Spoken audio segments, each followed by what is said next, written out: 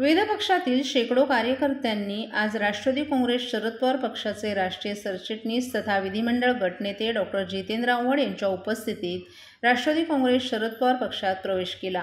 दरम्यान याप्रसंगी पत्रकारांच्या प्रश्नांना उत्तर देताना जे लोक पक्ष सोडून गेले त्यांच्याकडे लक्ष देण्याऐवजी नवीन कार्यकर्त्यांची फौज उभारणं आणि त्यांच्यातून नेते घडवणं ही आमच्या पक्षाची शिकवण आहे, तेच आम्ही करत असल्याचं आव्हाड यांनी सांगितलं। राष्ट्रवादी काँग्रेस शरद पवार पक्षाच्या पक्ष कार्यालयात हा पक्षप्रवेश पार पडला।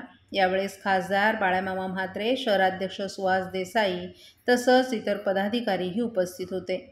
MIM, काँग्रेस या पक्षांसह इतर राजकीय सामाजिक क्षेत्रात कार्यरत असलेल्या कार्यकर्त्यांनी शरद पवार आणि डॉक्टर जितेंद्र आव्हाड यांच्या धर्मनिरपेक्ष विचारधारेवर विश्वास ठेवून हा पक्षप्रवेश केल्याचं प्रवेशकर्त्या कार्यकर्त्यांनी सांगितलं। तर डॉक्टर जितेंद्र आव्हाड यांनी सध्या पक्षाच्या संघर्षाचा काळ आहे, या काळातही शमीम खान आणि मुफ्ती अशरफ यांच्या पुढाकारातून शेकडो कार्यकर्ते पक्षात आले आहेत।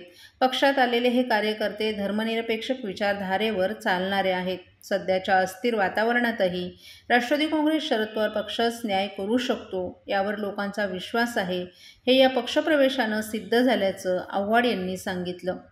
कळव्यातील पक्षफुटीबाबत त्यांना विचारलं असता जे पक्ष सोडून गेले त्यांच्याकडे आम्ही लक्ष देत नाही, कारण नवीन कार्यकर्ते घडवणं आणि त्यातून नवनेतृत्व निर्माण करणं हेच आमचं ध्येय आहे। शिवसेनेतील इच्छुकांची भरमार झाली आहे, ते सर्वांनाच उमेदवारीचं आश्वासन देत आहेत। जणू काही 130 ते 260 नगरसेवक ते सभागृहात नेणार आहेत, परंतु इथून तिकडे गेलेल्यांना उमेदवारीचं आश्वासन दिल्यानं जे जुने जाणते शिवसैनिक नाराज झाले आहेत किंवा नाहीत याच्याशी आपल्याला देणं घेणं नाही, कारण दुसऱ्याच्या घरात वाकून बघण्याची आम्हाला सवय नाही। पोस्टरवरून कोणाचे फोटो काढले जातात, कोणाचे फोटो टाकले जातात, हे समस्त कळवेकर पाहत आहेत, त्यावर आपण भाष्य न केलेलंच बरं, असंही आव्हाड यांनी सांगितलं। वेगवेगळ्या पक्षाच्या ज्येष्ठ सदस्यांनी कार्यकर्त्यांनी आज राष्ट्रवादी काँग्रेसमध्ये प्रवेश केला आहे आणि बदलणाऱ्या परिस्थितीमध्ये राष्ट्रवादी काँग्रेस सक्षमपणाने उभा राहू शकतो, लोकांच्या समस्या सोडू शकतो असा लोकांना विश्वास आहे, म्हणून प्रवेश घेत आहे। सर, गेल्या काही दिवसांपूर्वी काही नगरसेवकांनी ते शिवसेना धनुष्यबाण हाती घेतलं होतं, त्यामुळे पूर्वीचे जे शिवसैनिक आहेत जे इच्छुक होते त्यांच्यामध्ये कुठेतरी नाराजी दिसते, तर भाजपमध्ये देखील नाराजी दिसते, त्यामुळे येत्या काही दिवसात असं आहे की ज्या पद्धतीने ठाण्यामध्ये शिवसेना प्रवेश देते 130 ते 260 वार्ड करणार ते काय मला माहित नाही।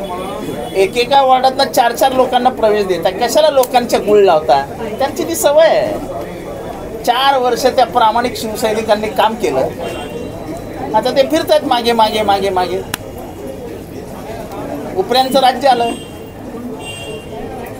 महाराष्ट्रातील भगिनींना आधार देणारी राज्य शासनाची मुख्यमंत्री माझी लाडकी बहीण योजना, या योजनेअंतर्गत अल्प उत्पन्न गटातील 21 ते 65 वयोगटाच्या भगिनींना मिळणार दरमहा 1500 रुपयाची मदत। अर्ज करण्यासाठी 31 ऑगस्ट 2024 पर्यंत मुदतवाढ।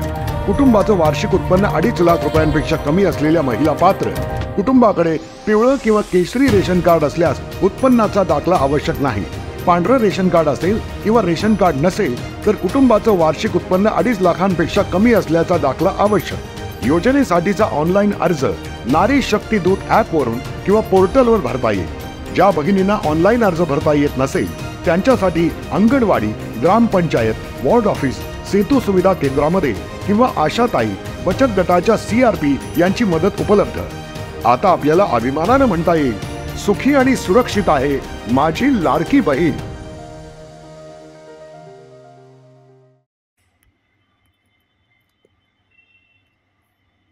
जिल्ह्यातील विविध विकास कामांचा आढावा घेण्यासाठी ग्रामविकास या पंचायत राज्यमंत्री जयकुमार गोरे यांनी जिल्हाधिकारी कार्यालयात बैठक घेतली। या बैठकीत घरकुल योजनेचाही आढावा घेण्यात आला। मिळालेले लाभार्थी यात तफावत असल्याचं मंत्री गोरे यांच्या निदर्शनास येताच त्यांनी संबंधित अधिकाऱ्यांना प्रश्न केला, मात्र समाधानकारक उत्तर न मिळाल्यामुळे गोरे यांनी जिल्हा परिषदेच्या अधिकाऱ्यांवर ताशेरे उडवले।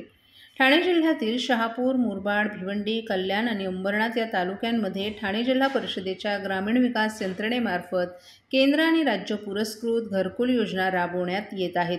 ग्रामीण भागात जे कुटुंब कच्च्या घरात राहतात त्यांना पक्कं घर मिळावं, त्यांचं जीवनमान उंचवावं हा या योजनेचा मुख्य उद्देश आहे. प्रधानमंत्री आवास योजनेच्या दुसऱ्या टप्प्यासाठी ठाणे जिल्ह्याला 18,248 घरकुलांचं उद्दिष्ट दिलं आहे. त्यापैकी 17,975 लाभार्थी घरकुलांसाठी पात्र झाले असून त्या लाभार्थ्यांच्या खात्यात पहिला हप्ता जमा झाला असल्याची माहिती प्रकल्प संचालक छायादेव शिसोदे यांनी बैठकीत दिली. तसंच 8,000हून अधिक लाभार्थ्यांना दुसरा हप्ता देखील देण्यात आला असल्याचं देखील त्यांनी सांगितलं. यावर मंत्री जयकुमार गोरे यांनी पहिला हप्ता दिलेल्या लाभार्थ्यांपैकी किती घरकुलांची कामं सुरू झाली अथवा सुरूच झाली नाही याची माहिती विचारली असता प्रशासनाकडून कोणतंच अपेक्षित उत्तर देण्यात आलं नाही. तसंच मनुष्यबळाचं मस्टर तयार करण्यात आलं का असा सवाल देखील उपस्थित केला, परंतु प्रशासनाकडून समाधानकारक उत्तर मिळालं नसल्यामुळे मंत्री गोरे यांनी याबाबत नाराजी व्यक्त केली. त्यासोबत खास करून आदरणीय नरेंद्र मोदीजींनी सर्वांसाठी घर प्रधानमंत्री आवास योजनेच्या माध्यमातून देण्याचा निर्णय घेतलेला आहे आणि आपल्या सगळ्यांना अभिमान वाटेल असं महाराष्ट्र सरकारनं काम या विभागात चालू आहे.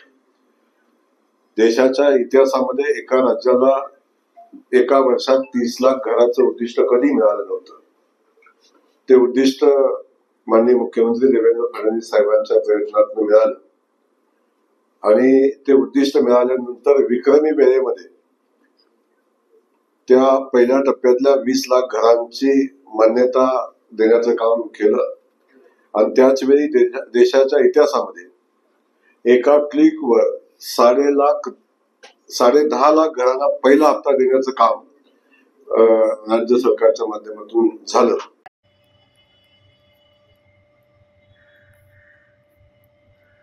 पहिलीपासून हिंदी सक्तीचा निर्णय घेण्यात आला असून हा अकारण निर्माण केलेला वाद आहे. मूळ प्रश्नावरून जनतेचं लक्ष हटवण्यासाठी हिंदीचा विषय ताणला जातोय असा आरोप राष्ट्रवादी काँग्रेस शरद पवार पक्षाचे राष्ट्रीय सरचिटणीस आमदार डॉक्टर जितेंद्र आव्हाड यांनी केलाय. हिंदीचं कौतुक करताना इंग्रजीला शिव्या दिल्या जात आहेत, परंतु इंग्रजी ही वैश्विक भाषा असल्याचंही आव्हाड यांनी सांगितलं. राष्ट्रवादी काँग्रेस शरद पवार पक्षाच्या पक्ष कार्यालयात सोमवारी मुंब्रा येथील अनेकांनी पक्षप्रवेश केला. या कार्यक्रमानंतर आमदार डॉक्टर जितेंद्र आव्हाड यांनी पत्रकारांशी संवाद साधला. पहिलीपासून हिंदी सक्तीचा निर्णय घेण्यात आलाय हा अकारण निर्माण केलेला वाद आहे. मूळ प्रश्नावरून जनतेचं लक्ष हटवण्यासाठी हिंदीचा विषय ताणला जातोय, मात्र हिंदीचं कौतुक करताना इंग्रजीला शिव्या दिल्या जात आहेत. इंग्रजी ही वैश्विक भाषा आहे. अनेक भाषा शिकून माणसानं समृद्ध झालं पाहिजेच. जर आपण अनेक भाषा शिकलो तर जगाचे दरवाजे आपल्याला उघडले जातील असंही त्यांनी सांगितलं. ज्याला जी भाषा शिकायची असेल त्याला ती भाषा शिकू द्यावी, परंतु त्यासाठी सक्ती नसावी. महाराष्ट्राच्या मातीची ओळख मराठी आहे, त्यामुळं मराठीची सक्ती समजू शकतो, परंतु मतांच्या लाचारीसाठी हिंदीची सक्ती करणं हे अवघडच आहे. मतांसाठी आपल्या भाषेवर अन्याय का असा प्रश्न त्यांनी विचारला. गुजरात, तमिळनाडू, बंगाल, ओरिसामध्ये अशी सक्ती नसताना महाराष्ट्रातच ही सक्ती का? स्वाभिमानी महाराष्ट्र कुठे नेऊन ठेवलाय? ज्याला जे खायचं आहे ते त्याला खाऊ द्यावं, ज्याला जे शिकायचं आहे ते त्याला शिकू द्यावं, परंतु कशाची जबरदस्ती करू नये. अशी सक्ती केवळ वाद पेटवण्यासाठीच केली जात असल्याचंही आव्हाड यांनी सांगितलं. अमल होना ये कोई बराबर बात नहीं. गुजरात में होती है क्या सकती? बंगाल में होती है क्या सकती? तमिलनाडु में होती है क्या सकती? उड़ीसा में होती है क्या सकती? महाराष्ट्र में क्यों? क्यों? हमने ना कभी हिंदी भाषा के ऊपर राजनीति, देखो इनको राजनीति करनी है धर्म के नाम पे, इनको राजनीति करनी है जात के नाम पे, इनको राजनीति करनी है भाषा के नाम पे. अब ये कहना कितना जायज़ है कि जो अंग्रेजी बात करते कुछ दिनों में उनको शर्म आएगी. अंग्रेजी ये अंतर्राष्ट्रीय भाषा है. दुनिया के हर दरवाजे पे जाओगे तो आपको इंग्लिश में ही बात करनी पड़ेगी. और मैं तो कहूँगा कि कोई भी माँ बाप अपने बच्चे को बड़ा देखना चाहते हैं तो उसको अंग्रेजी पढ़ाइए.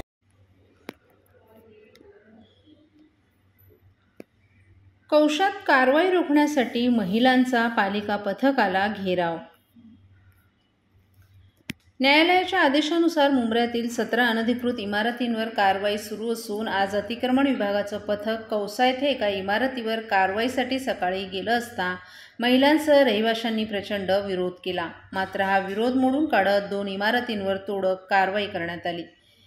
दिव्याजवळील शिळफाटा भागामध्ये गेल्या काही वर्षात अनेक अनधिकृत बांधकामं उभी राहिली आहेत. त्यापैकी एका भूखंडावर उभ्या राहिलेल्या 17 अनधिकृत इमारतींच्या प्रकरणी याचिका उच्च न्यायालयात दाखल झाली. याची गंभीर दखल घेत उच्च न्यायालयानं ठाणे महापालिकेचे कान उपटले आणि 17 अनधिकृत इमारतींवर तोडक कारवाई करण्याचे आदेश दिले. न्यायालयाच्या आदेशामुळे अखेर ठाणे महापालिकेच्या अतिक्रमण विभागाच्या पथकानं 13 जूनपासून या इमारतींवर कारवाई करण्यास सुरुवात केली. एकामागोमाग एक 13 इमारती भुईसपाट केल्यानंतर 4 इमारतींच्या रहिवाशांनी न्यायालयात कारवाईला स्थगिती देण्यासाठी धाव घेतली. मात्र न्यायालयानं कारवाईला स्थगिती न देता यातील रहिवाशांना आपलं बस्तान हलवण्यासाठी 23 जूनपर्यंत मुदत दिली होती. ही मुदत आज संपताच ठाणे महापालिकेच्या अतिक्रमण विभागानं उर्वरित अनधिकृत इमारतींवर कारवाईला सुरुवात केली. अतिक्रमण विभागाचे उपायुक्त शंकर पाटोळे यांच्यासह पालिकेचं पथक आणि पोलीस बळ नियोजित वेळेत खान कंपाऊंड येथे पोहोचलं. आज कारवाई होणार याची कल्पना असल्यानं रहिवाशी विरोध करण्याच्या तयारीत होते. यावेळी महिला रहिवाशांनी पुढे करत पालिकेच्या पथकाला रोखण्याचा प्रयत्न केला. यावेळी बोलताना आंदोलनकर्त्या महिलांनी, आम्ही बऱ्याच दिवसांपासून इथे राहत आहोत. आम्हाला तोडफोडीबाबत कोणतीही नोटीस देण्यात आली नाही. पालिकेकडून थेट कारवाईला सुरुवात झाली. इमारत अनधिकृत आहे म्हटल्यावर आम्हाला वीज कनेक्शन का दिलं? ही इमारत अनधिकृत आहे, यात आमची काय चूक आहे? अशी कैफियत या महिलांनी मांडली.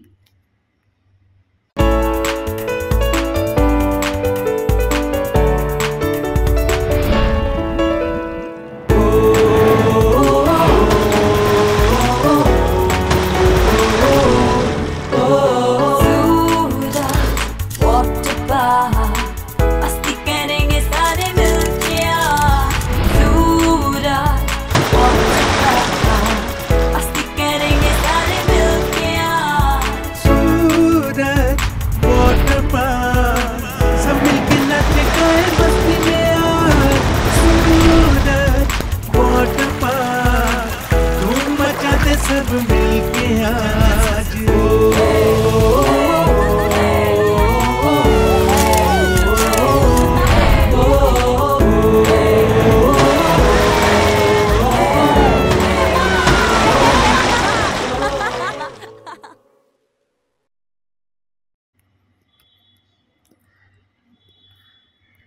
यंदाच्या वर्षात अवकाळी पावसानं मे महिना गाजवला तर जून महिन्यातही चांगला पाऊस झाला. त्यामुळं जलस्रोतांमध्ये पाणीसाठा वाढलाय. ठाणे जिल्ह्याची तहान भागवणारं बारवी धरण जून महिन्यातच निम्म भरले. गेल्या वर्षात बारवी धरणात अवघा 25% पाणीसाठा होता. मे महिन्यात पडलेल्या पावसामुळे बाष्पीभवन कमी झालं आणि जलस्रोतात पाण्याची भर पडली. त्यामुळे धरण निम्म भरले. यंदाच्या वर्षात पावसानं ऐन उन्हाळ्यात बरसण्यास सुरुवात केली. मे महिन्याच्या पूर्वार्धात अवकाळी पावसानं जोरदार हजेरी लावली तर उत्तरार्धातही मोसमी पावसाचं आगमन लवकर झालं. परिणामी ठाणे जिल्ह्यात मे महिन्यात विक्रमी पावसाची नोंद झाली. उल्हास नदीमुळे बदलापूर शहरात पूरपरिस्थिती निर्माण झाली होती. एरवी 26 जुलैच्या आसपास जी परिस्थिती असते ती स्थिती 26 मे रोजीच उद्भवली. त्यामुळं सर्वच व्यवस्थापनांचं नियोजन बिघडलं. लवकर आलेल्या या मोसमी पावसामुळे जलचिंता मात्र मिटली. मे महिना हा सर्वाधिक उष्णतेचा महिना असतो. या काळात बाष्पीभवन वेगानं होतं तर पाण्याची मागणीही याच काळात वाढलेली असते. यंदाचा मे महिना मात्र याला अपवाद ठरला. मे महिन्यातही जलस्रोतांमध्ये भर पडली. जून महिन्यातही पावसानं बरसण्याची परंपरा कायम राखली. त्यामुळे जलस्रोतांचे साठे झपाट्यानं वाढले आहेत. ठाणे जिल्ह्याची तहान भागवणारं बारवी धरण जून महिन्यातच निम्म भरले. मंगळवारी बारवी धरणात 49.48% इतका पाणीसाठा होता. बारवी धरणाची एकूण उंची 72.60 मीटर इतकी आहे. मंगळवारी धरणानं 64.91 मीटर उंची गाठली होती. या महिन्यात बारवी धरण क्षेत्रात 999 मिलीमीटर इतक्या पावसाची नोंद झाली आहे. त्यामुळे ठाणे जिल्ह्याची पाण्याची चिंता जवळपास मिटली आहे.